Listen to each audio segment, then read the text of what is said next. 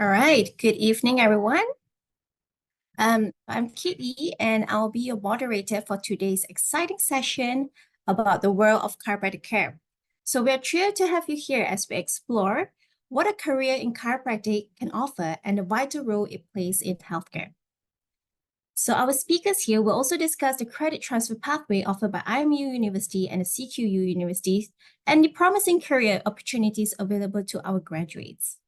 So to guide us on this journey, we have here with us three esteemed speakers who bring a wealth of knowledge and experience in the field of chiropractic. So our first speaker is definitely our Dr. Omar, who is a highly respected chiropractor with at least 20 years of experience teaching and practicing around the world, such as Canada, Saudi Arabia, Australia, and even here in Malaysia. He is currently the clinical academic lead in CQU. So he has made significant contributions to both patient care and chiropractic education as well. So without further ado, I'll hand it over to Dr. Omar to take the lead. Please join me. Dr. Omar, you may proceed now. Thank you. Thank you very much for that lovely introduction. It's an honor to be here. And if I can just get permission to share my screen.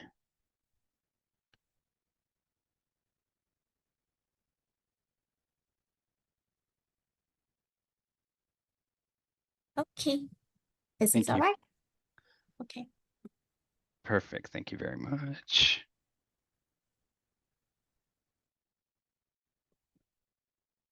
Okay, welcome everyone. So as you've heard, my name is Omar. I'm excited to join you today. I've got with me Dr. Andrew and Dr. Sophia.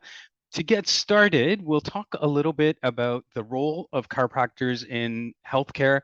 We'll then transition to talk a little bit about the credit transfer between IMU and CQUniversity, and then look at career opportunities for chiropractors in the field of chiropractic. So when we look at chiro as a health profession, it's really defined as a career that focuses on diagnosing, treating, and preventing neuromusculoskeletal disorders and looks at their effects on health. Now, primarily, chiropractors will use manual techniques such as spinal adjustments, manipulations, soft tissue therapies.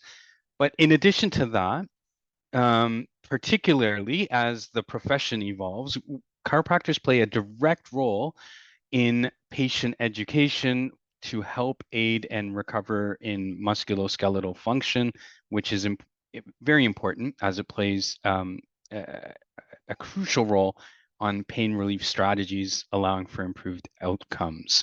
So because of this significant role, chiros are seen as primary care or primary contact providers, which allows us as chiropractors to play a broad role in healthcare in the context of managing musculoskeletal care while looking after chronic pain management and preventative care strategies.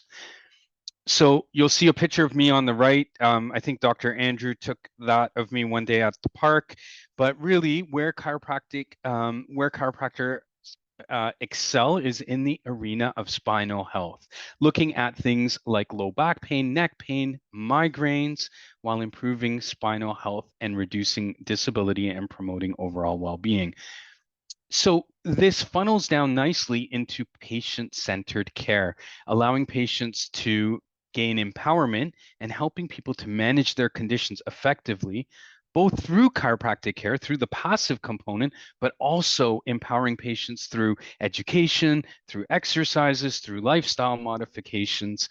And so with this combined approach, the outcomes are quite high. Patients tend to report very high satisfaction with care, and that's particularly in relation to function and musculoskeletal improvement.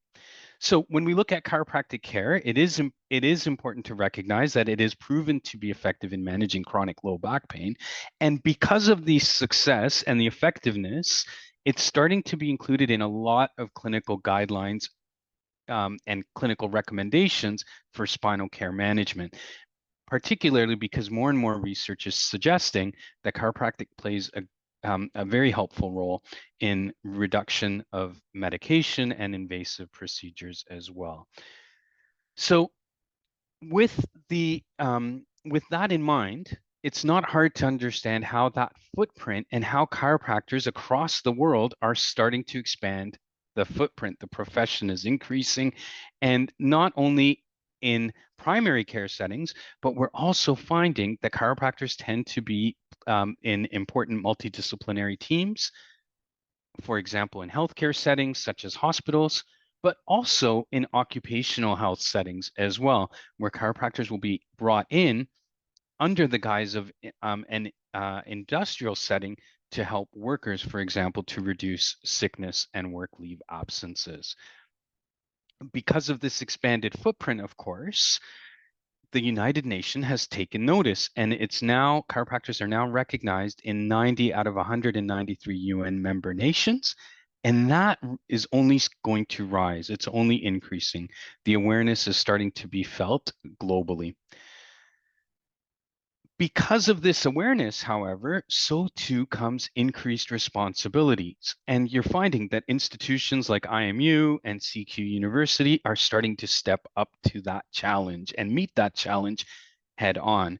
Chiropractors more and more are being trained in primary care strategies, of course, but also looking at secondary care strategies and playing an important role in tertiary care options. And as a result of that, starting to become important stakeholders in healthcare decision making on a political level as well. Now, if we look at this and we piece all of this together and we incorporate what we've just talked about and factor in economics and research, what we're finding is that there is a cost effectiveness to chiropractic care. It does help to reduce healthcare costs. And the reason and the way it does so is by minimizing the need for medication, minimizing the need for invasive procedures. And if we look at just as Australia as a microcosm, in a recent paper which looked at manual therapy professions in Australia, predominantly chiropractic, osteopathy, and physiotherapy, from 2008 to 2017, would you believe there was over 198 million services provided, and that's just from insurance companies at an aggregate cost of close to $13 billion. So it's a remarkably strong industry where chiropractors provided 46.4% of the services and were attributed to 41.7% of the total costs.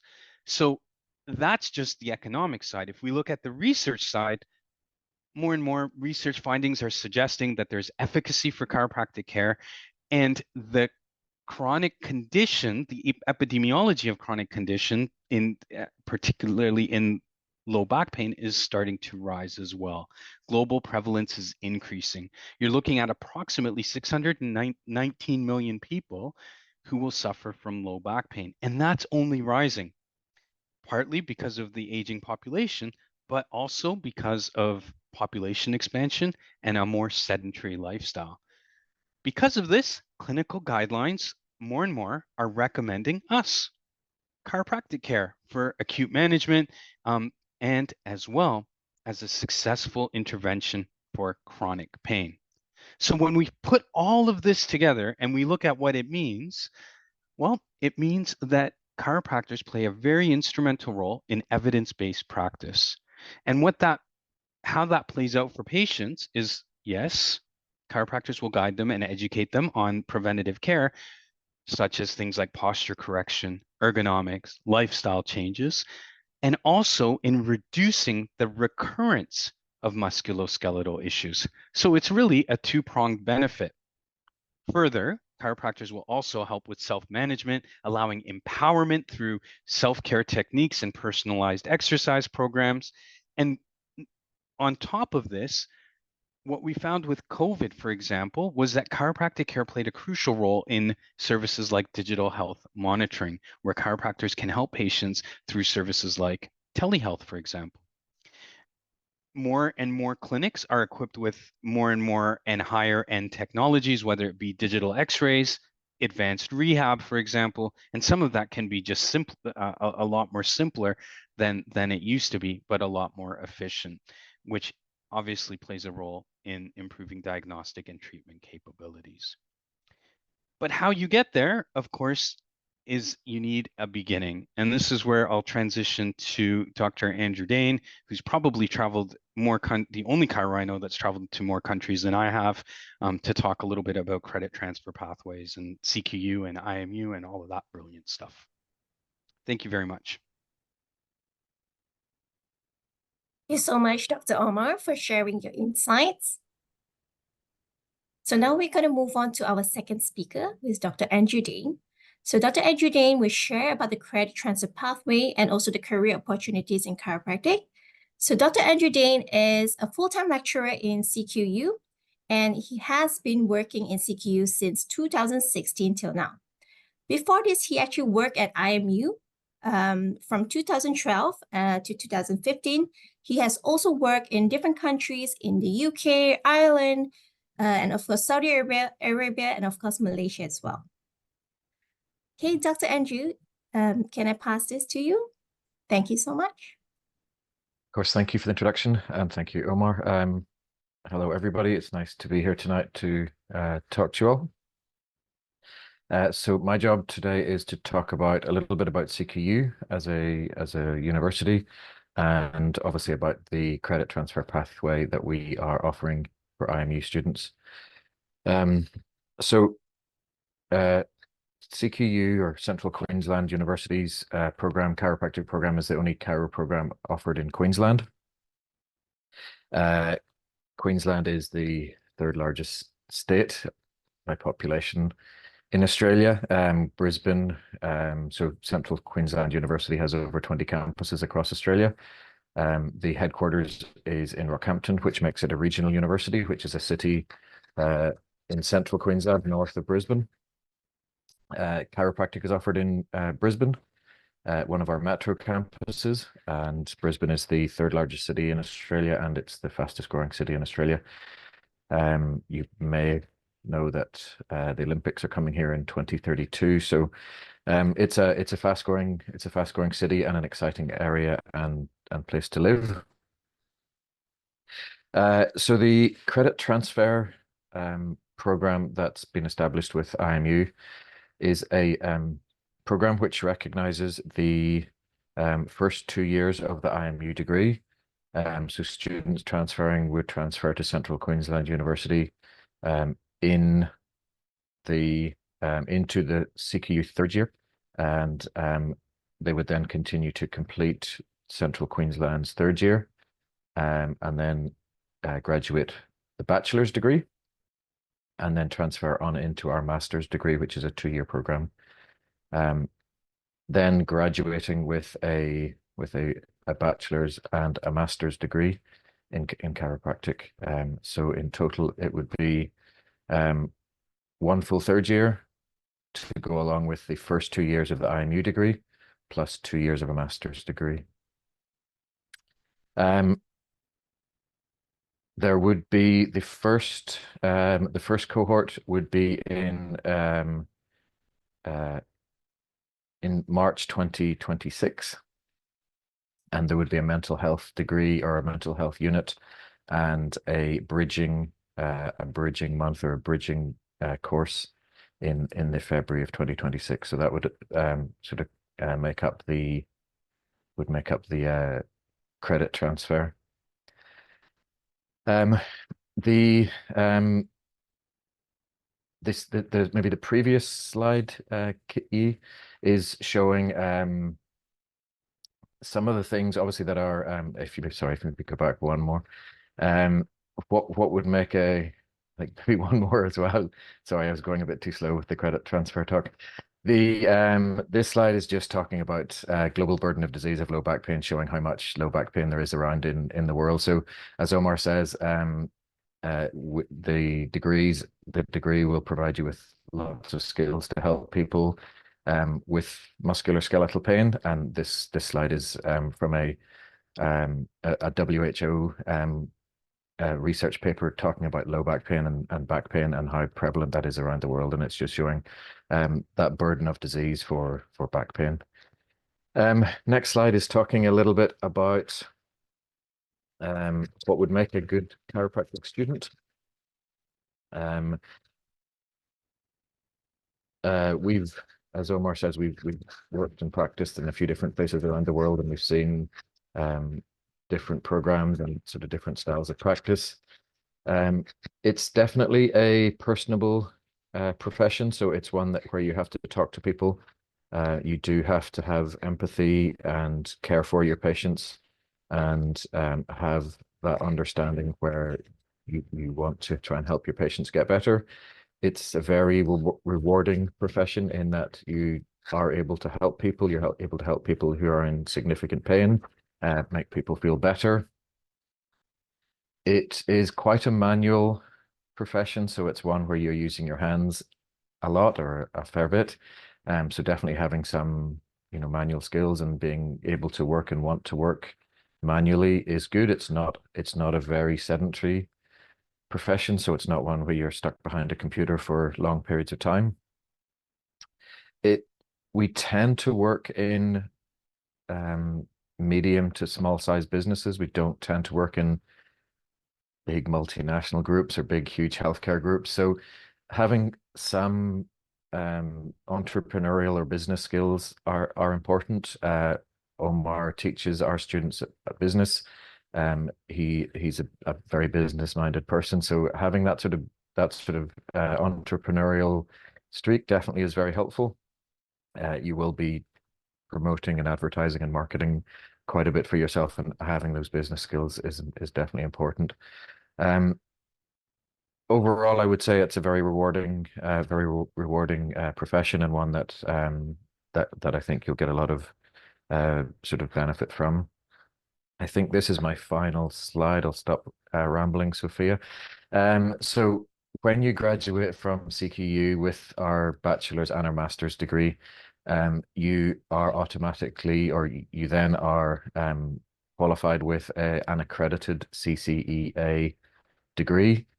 This is the company, or this is the body that accredits chiropractic degrees. There are a number of CCE jurisdictions around the world. The A is the Australasian one, which actually takes in obviously Australia and Asia. So IMU's degree is also a CCEA recognized degree. But what that means is that allows you to then transfer and sit board exams in other CCE jurisdictions. So there's a CCEA in North America, there's a CCE in Europe.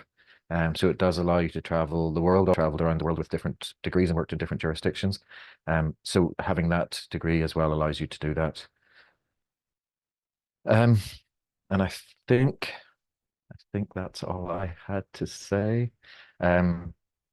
Sophia, or Dr. Sophia, will also talk about some of these aspects as well. She has graduated from CQU. So as I said, our main campus in Brisbane is one of our metro campuses. We've got excellent state-of-the-art facilities. We have recently taken on board an anatomized table, which you see being used there. We have very strong research department. We are a relatively small program, so we probably have around 50 to 70 students in each year. So there's a strong sort of student body connections with everybody. Quite sociable. We play basketball against the students and faculty as well, which Omar organized quite recently. So we're quite close personal, I guess. We get to know our students quite well. We don't have big, enormous cohorts where we don't know each other and we don't know each other's names. So it's quite a personable course. And possibly the last slide coming up. We do lots of outreach. You will see Omar and Sophia, who's also one of our clinical supervisors, do lots of outreach. So we do lots of outreach within the communities. And these guys will talk a bit about that as well. And as I said, strong research skills as well, or strong research staff as well. And I think that's me. Okay. Sorry, Omar, is it Thank you you? so much.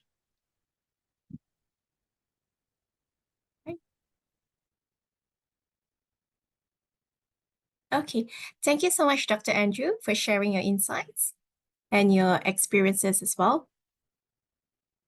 It's definitely good to know that you're very much close to all of your students. I mean, 50 to 70 students. It's actually still considered quite a lot, but yet you get to like play basketballs and all with them. That's really interesting. So moving on will be Dr. Sophia will be our third speaker to share more about the pathway and also to talk more about the career opportunities in chiropractic program and also some tips on how to choose a program as well. So Dr. Sophia, as what Dr. Andrew has mentioned, she's an alumnus who began practicing in 2019 at a general chiropractic practice in Brisbane. So she actually has a background as an oral health therapist, having worked providing dental care to children and adolescents before deciding to study chiropractic. So Dr. Sophia is also a clinic supervisor at CQU, and she enjoys helping the students to transition from being a student to a practice-ready chiropractor. So Dr. Sophia, you can take the lead now. Thank you. Thank you, Kitty. Hi, everyone. So I will talk about my experience at CQU as well, and just my highlights from the program that really helped shape me as a practitioner. But firstly, career opportunities as a chiropractor, it really depends on your passion in the end of where you want to go, but it can take you to many different pathways. You can specialize in sports, rehab, pediatrics and pregnancy, neurology, radiology, research, or even, just general practice. There are many different sectors that you can go into depending on the country you choose to practice in. In Australia, it is mostly kind of the private practice. You can go into solo or multi-practitioner. You can practice in private hospitals or even public hospitals, again, depending on the country that you choose to teach in. From my experience at CQU, it really was a good mix of both online and hands-on learning, which I enjoyed. Like it was mentioned before, we had smaller class sizes, which really meant you got to know kind of your teachers, your tutors, the different classmates that you had, and it really helped to integrate what we were learning into practice. Through fourth and fifth year, there are a lot of opportunities to do various placements. During these placements, you're under the supervision of experienced staff who bring a lot of experience and practical insights to help you transition from a student to a graduate. In fourth year, you do 2 observations at chiropractic clinics, and I found this really beneficial for creating professional networks and learning how to integrate what we were learning into practice with patients. Through fifth year, your placement takes place at a student clinic, which is in Brisbane, and there is also the opportunity to do some hours in practice under a qualified chiropractor, which is again a great opportunity to start transitioning into work life once graduated. There are numerous opportunities to attend outreaches, and these include sporting events such as dragon boat racing days, running events, Homeless Connect days, and more recently, the students have started providing assessments, treatment, and rehabilitations to patients in an amputee support centre. As a student, I found these days to be fun. You're out amongst the community, but it also really helped me to hone in my skills to be able to deliver efficient histories, exams, and treatments. I think the opportunity as a student to do these outreaches and placements was one of the highlights of my educational journey. It really is a great opportunity to provide care to patients from a diverse variety of backgrounds, and in some instances, get exposure to quite complex cases. As an intern, you are supervised by experienced chiropractors, and they help you to gain exposure to a diverse set of clinical skills. You collaborate with your peers, you work through case studies and different approaches to patient care. To grow as a student, I believe it is important to be exposed to as many different learning environments, experiences, and observations as possible to help build you as a well-rounded practitioner. And from my experience, CQU did provide this for me, and I'm happy to see that it is continuing to do so. Thanks, Kitty. Right. Thank you so much, Dr. Sophia, for sharing your experiences.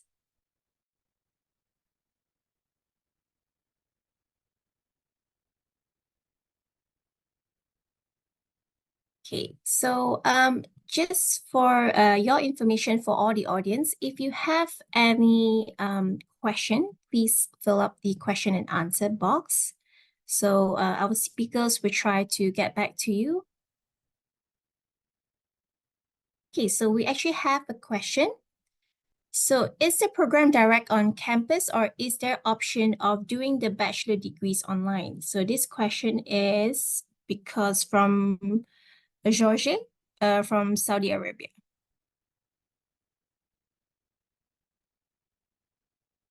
I can answer that one, I think.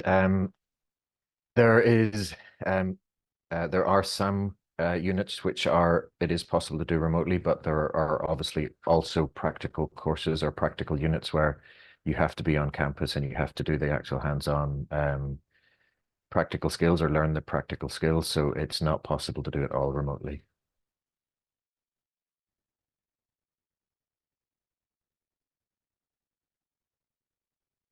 Okay. Does that answer your question? Very good. Right. Do we have any more questions? Please feel free to ask anything to our speakers.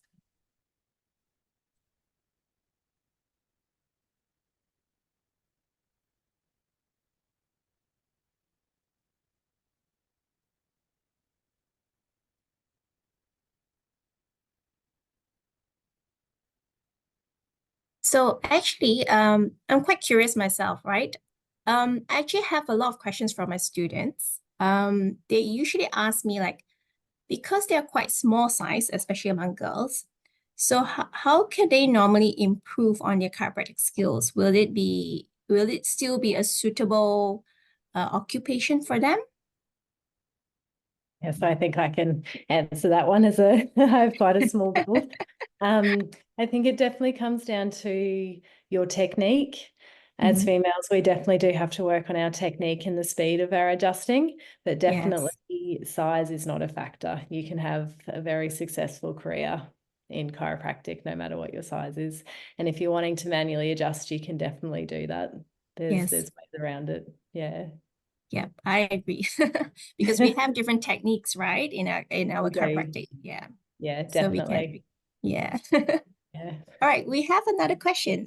So how often should I be on campus for on-campus internships? So yeah, just I guess a follow-up. So the bachelor's degree is a 3-year 6 terms degree. So there are 2 terms per year.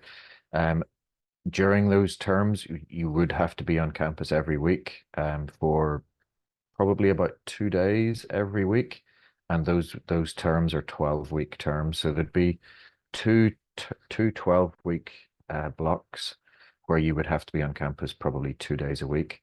But that would be it. Practically, you would then have other options to do lots of online lectures. So I think Omar said at the very start, CQU's model is an online model where we do all of our lectures either on virtually or pre-recorded. We have then tutorials again online as well, and then we have the practical classes in person. It's not possible to do a practical degree like chiropractic without actually doing the practical skills in person.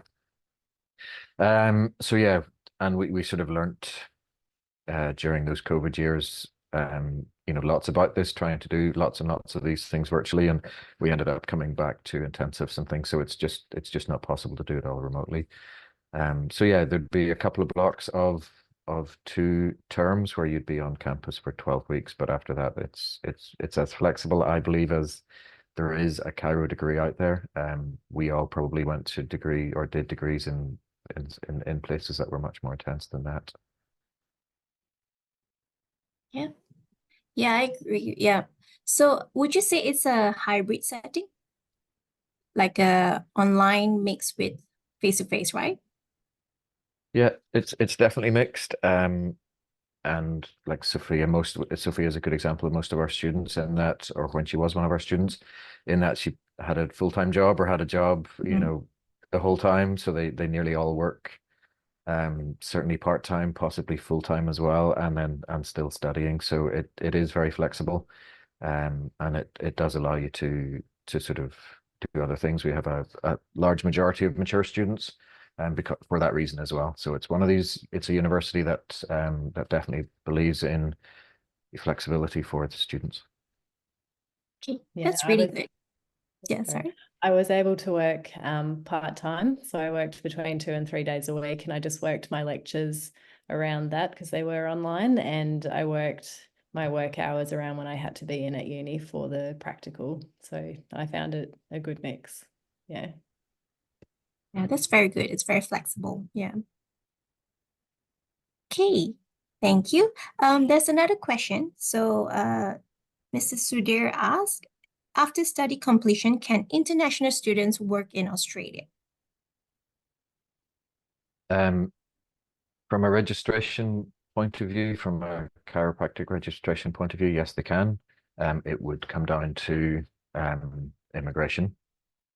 So if the immigration tied on to the student visa or bridged onto, then potentially. But yeah, certainly from a sort of jurisdictional registration point of view, yes, you can. You would obviously then have to achieve the right to reside in Australia as well. I think too, Dr. Andy, is Chiro still on the temporary skills shortage list in Australia? Is that correct? I believe so. Yep. So it's a skill migration PR, right? Is it? Yes. Yes. But I would Part of the caveat that skill with, migration visa. yeah, it is still at the current time. Okay. Yep. I think on top of that, do they still need to take any board exam? They do not, because if you graduate from CQU, and that's that CCEA registered degree, they don't. The difference then is with the credit transfer to CQU, whereas, for example, an IMU student graduating in IMU, just transferring to Australia would have to do Australian board exams, but with the bridging and the credit transfer, then they do not have to do the board exams, the Australian board exams. Okay. So graduating with the CQU bachelor's and master's, then You'll negates be the need eligible. to do the Yeah. Australian And board without exams. without the board exam. That's great. Correct. Yeah. Thank you. So that's maybe a good advantage or a good plus point to Yeah, sort of definitely. think about that bridging program. Yes. Okay. Good. We have also another question. Is there another campus near Australia to carry out the internships, or is it only in Australia that all of the practical classes will be held?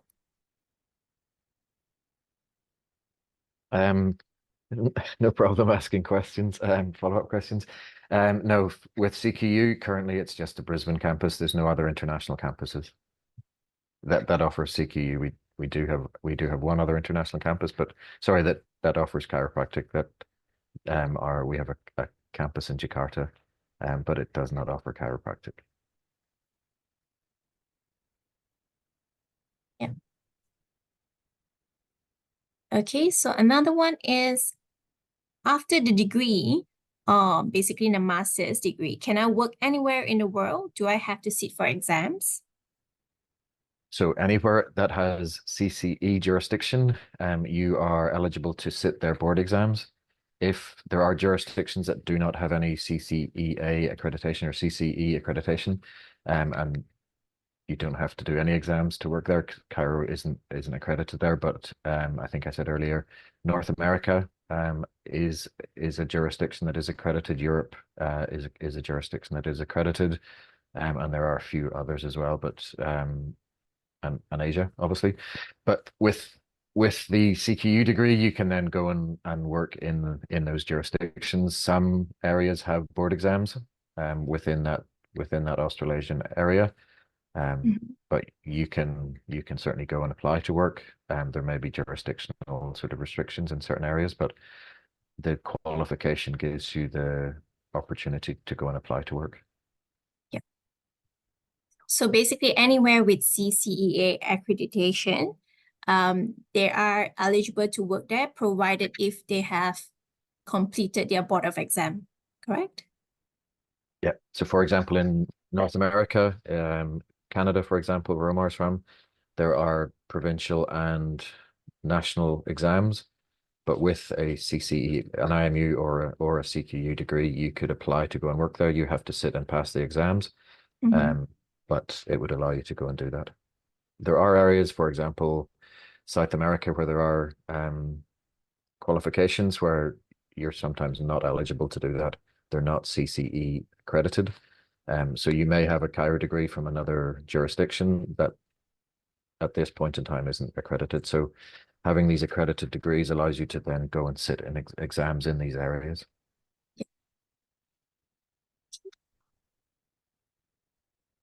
All right, so we have a few more questions about that. So is this well approved and accredited in global, like UK, US, or Europe? I think that's about the same question, isn't it? Yeah, I think that is, yeah, it is. And I think just to reiterate Dr. Andrews' point earlier on, when you're selecting an institution, one that has that accreditation is really important, because it then allows you to go to these countries, whether it's in Europe or in the Gulf, for example, or in North America and Canada, to sit for board exams there. And so we've had, I think last year, maybe, Dr. Sophia, we had 2 interns that, or 1 intern for sure, that went to Canada and just sat and recently got licensed there, and had quite a comfortable time through the board exams because of the depth of the education provided by the university. So schools like IMU, schools like CQU, where there is accreditation, that does carry a lot of weight globally. Nice. All right, very good. So I think that really addressed the question about the accreditation. I think what's the name of the board is actually CCEA, right? Okay, and then we have another question. Yeah, it was CC. The A is Australasia, so CCE is Chiropractic Consultant Education. Yeah, so CCE. Yeah. Okay, thank you. So another question is, may I know if I can do specialization in animal chiropractic? Can you walk me through the process, please? Animal chiro is not protected in Australia, so you actually can, and we have a few students that do this, are qualified animal chiropractors. You either have to be enrolled in a chiropractic course or be a qualified chiropractor to then take the animal qualifications or the animal course. The animal course varies a little bit, but I think it's between sort of 12 and 24 months. It's a year to 2 years, depending on if it's full-time or part-time. And then allows you to then obviously practice on animals or to start an animal course. We don't currently have one at CQU. We do have done the qualification elsewhere and do have, because they are students and some graduated, they do have animal practices as well. I think that's correct, Sophia. And Omar, do you know any more about that? I believe what you said is correct as well. Yeah. It's a popular area in Queensland. It's quite a rural state. We have big rural communities in Australia, so lots of outback areas and lots of horses. So we do have one of our students has a practice near the Gold Coast and treats lots of horses and lots of animals and farm dogs and working dogs. So it's a popular I guess, addition to the qualification in Australia. Interesting. Animal chiropractic, yes. Especially among horses, right? Is it race horses or is it more like the farm? Mainly, well, racehorses, lots of basically whoever's kind of willing to spend money on their animals, but yeah, racehorses. There are working horses, some farm animals, but again, it depends on, who's how much money they are willing to spend on their animals. So race horses more than farm animals. Okay. All right. Very good. Now we have another interesting question. How much does a chiropractor earn? This is a great question. Yeah. There's a lot of variables with this, but typically in what we see with our interns in the first 2 to 3 years post graduation, they're sitting somewhere between 90 to 110, somewhere in there, and that's pretty consistent with what the Bureau of Labor in Australia is reporting as well. Any additions that you would have to that, or any thoughts on that, Dr. Henty, Dr. Sophia? Yeah, I guess it really depends on where you work, what type of chiropractor, what type of services you provide, the population you're with, how long your appointments are. There's a lot of variables in there. Yeah. But yeah.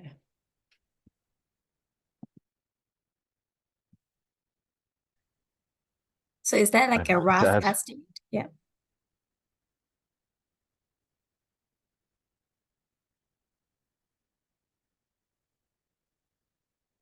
So will it be more if it's working in the urban area as compared to a suburb? Or like, are there any differences? That's an interesting one, because I was speaking to an intern about this afternoon. That's looking at going a little bit more urban, and yeah, and so geography obviously plays a role. Supply demand plays a role. Mhm. Usually, historically, in Cairo-centric sort of cities, like whether it's KL, for example, or in Brisbane or CMCC with Toronto, once students graduate, they tend to sort of aggregate near, they tend to aggregate near the college, and so the supply of Kairos is a little bit greater there, whereas in sort of more urban areas, or sort of more regional areas, that number tends to drop off a little bit. Is that what you've noticed here, Dr. Andrew, as well as Dr. Sophia? Um, yeah, I think that does drive demand up. So, as a proportion of the population, the urban centers probably seek chiropractic services more. Having said that, though, there's obviously a lot less competition in some of the rural areas and regional areas. So we've lots of students that work regionally and are very successful, do very well, Mhm. have multiple regional practices. So I don't, and obviously cheaper overheads and things working in regional areas. So I don't know if there'd be a drastic difference, work, from one to the other, if you know what I mean. Yeah. Yeah. I mean, there are a lot of different factors, right? Yeah, Mm. to think about. Yeah. Yeah, for sure. Okay. Now we have another question. How many years do we need to get the board qualifications? So in total, you do obviously the 2 years at IMU, you then do the third year at CQU, and then you do 2 years of the master's. So if you include the 2 years at IMU, it's 5 years after total. If you're just counting the time here at CQU, it's 3 years. So the 2 years obviously initially, and then our third year, and then 2 years of our master's. So either 3 or 5, depending on how you're looking at it. Yeah. All right. So total for the qualification in total is 5 years, right? 2 years here in Malaysia, 1 year for degree in CQU, and then another 2 years for the master's in CQU. Yep. Which boils down to next question. What are the living costs in Australia? How is it like now?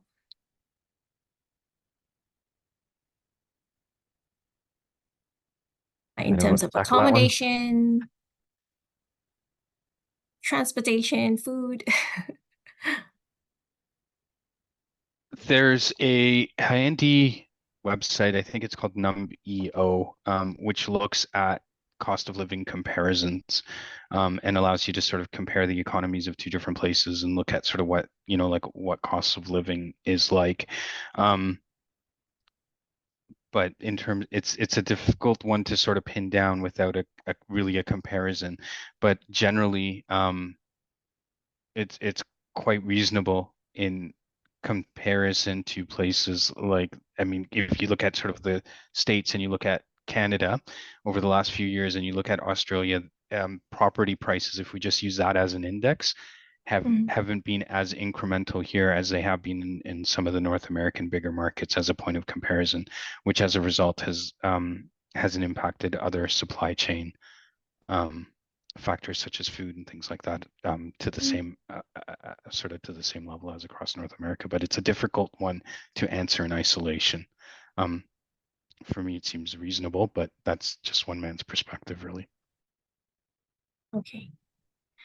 To be fair, I think in Sydney and Melbourne, right, the cost of living is pretty steep nowadays, isn't it? I'm not sure if it's compared to Melbourne and Sydney, if you compare Queensland to both states. Brisbane's a little bit cheaper than those two bigger cities, for sure. Omar and I was just going to add, the only thing I would have added is Omar and I have not recently, but have moved from KL to Australia. Australia is a bit more expensive, but it's not wildly different than KL, I wouldn't say. Comparable in certain things. Some things are a bit more expensive for sure, but I would say it's definitely comparable, and it's not drastic. But yeah, there's a difference.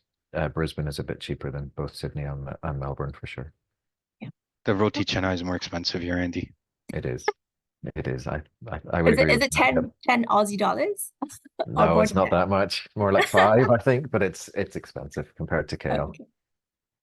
I mean, for us here, it's only like a few ringgit. A ringgit, maybe 1 or 2 ringgit. Yeah. Yeah, No, stop making us jealous. I think last time I saw it, I think it was $5. Okay. I remember when I was in Melbourne, it was like about $10 for roti canai. That's not a good example for comparison. In Melbourne, but I think in Queensland is slightly more cheaper, right? Yeah. We have Papa Rich across the road from us. Oh, nice. Do you like Papa Rich? Papa Rich is nice.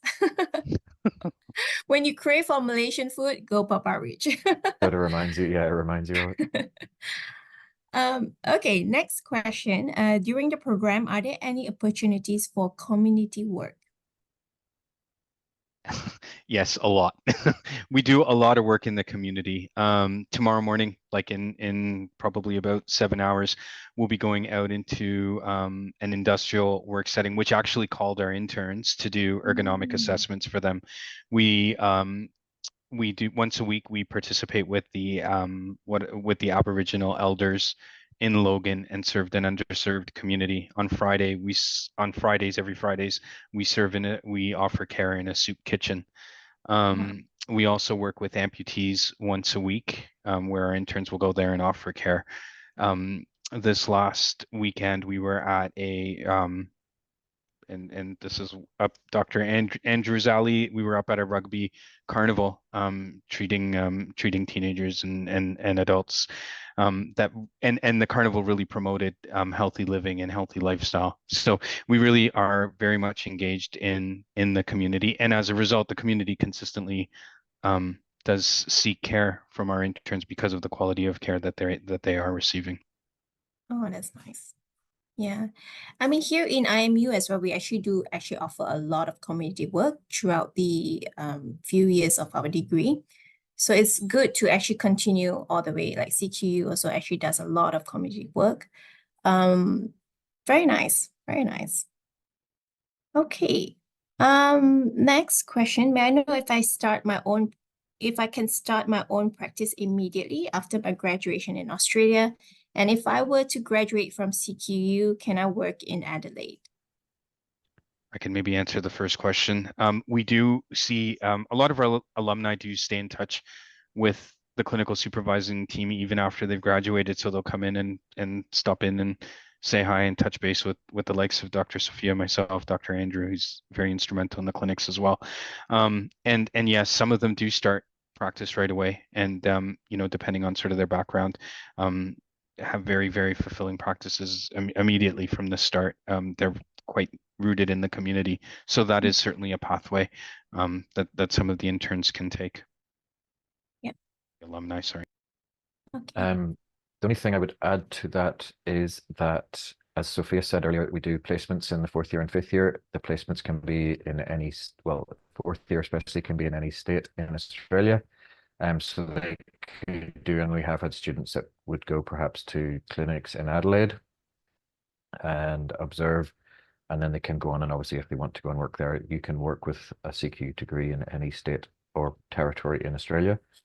So national, countrywide. Again, it would just depend on immigrational status or whatever to actually stay in Australia. But yeah, the degree will allow you to work in any geographical area of Australia. Yes, in Australia. Yeah. Everywhere in Australia, right? Yep. And actually, trade agreements, or there are trade agreements to New Zealand. So yeah, Australia and New Zealand. And New Zealand. Perfect. That's even better. Australia and New Zealand. Yeah. Okay. Then we have another question. How much the study will cost for international students? I think that we can answer. Actually, that we can have a wait, let me see. Hold on. I don't know Okay. that number figure, but I think it's in the handbook. Yeah, it's in the KQ brochure, so we can actually brochure. we have that in the brochure. So yes, so Dr. Reifer, we can let you know the cost later, the exact cost for international students. We actually have a brochure for that. Okay, and then we have another question. So I am interested in sports and also in sports chiropractic. How many years after the degree for me to go into this area?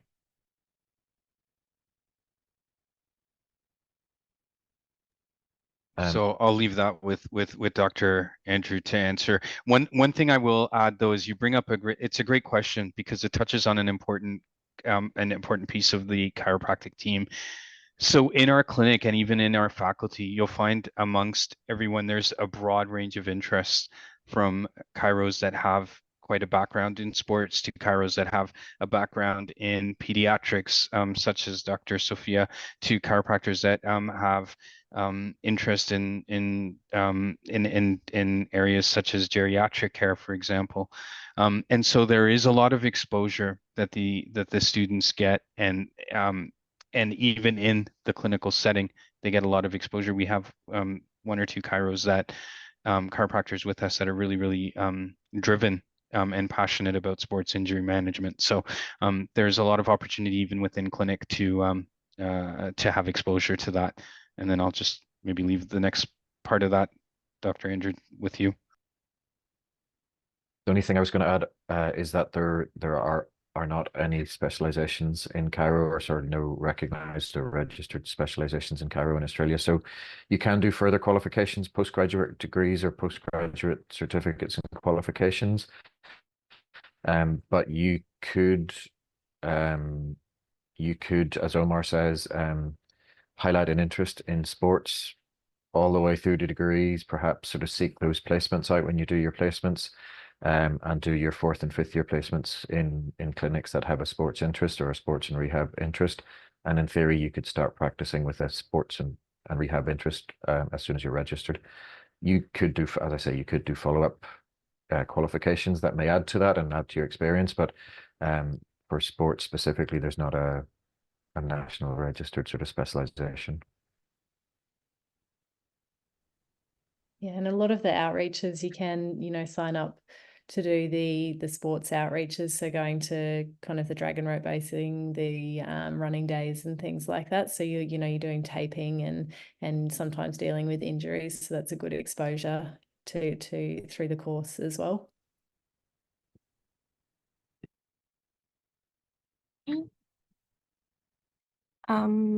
Last is, are there any scholarships for IMU transfer students? Okay, that we actually have the brochure also have the information for that as well, for scholarships. Usually scholarships will be given to those who study for 5 years in IMU, but I don't think there's any scholarship for a transfer students. but perhaps I can get our IMU marketing department to get back to you on that. Okay. So I have one last question before we end today's session. So actually, what are the common practices these days? I mean, in Queensland or in Australia, like in terms of techniques, what would be the most common techniques practicing in Australia? We sort of did a survey a few years back to look at what techniques we wanted to teach in our program, and we surveyed all of the job ads over a space of a year or 18 months, and just tallied all of the techniques that they were requesting or looking for, seeking, and we ended up putting about 5 of those techniques into our master's degree, where we teach our students an introduction to those techniques. We don't teach them the full techniques by any stretch, but we introduce them to usually 5. So SOT, Gonstead, Thompson. We did Toggle in Sophia's day, which we've changed around a little bit, and Activator. And then the last one that we introduced, possibly after Sophia graduated, is a kind of strange one. It's a Queensland specific technique called Shelby technique. So we probably have between 5 and 6 techniques that we teach, in addition to core clinical technique that we teach is diversified, which we teach for the 5 years of the course. But in the 4th year, we do introduce students to a few of those extra techniques. This year we've taught Gonstead in that group a bit longer, over a 6-week period, but the other ones we've done sometimes 6 hours over 2 days or a weekend for SOT or Activator. So yeah, a bit of a mixed bag, but yeah, we teach those 5, 6 techniques, and we find those were usually the most sought after. Shelby is a bit of an exception.